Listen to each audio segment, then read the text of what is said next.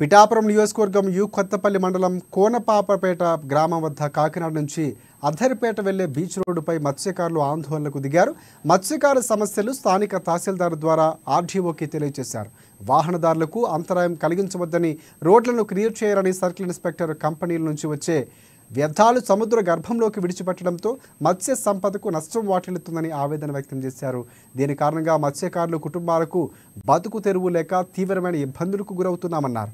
ప్రతి మత్స్యకార కుటుంబానికి నెలసరి ఉపాధి 20,000 రూపాయలు ఇవ్వాలని, చదువుకున్న ప్రతి మత్స్యకార యువకులకు ఉద్యోగ అవకాశాలు కల్పించాలని పేర్కొన్నారు. తక్షణమే పైప్ లైన్ తొలగించి తమకు న్యాయం చేయాలని మత్స్యకారులు డిమాండ్ చేశారు.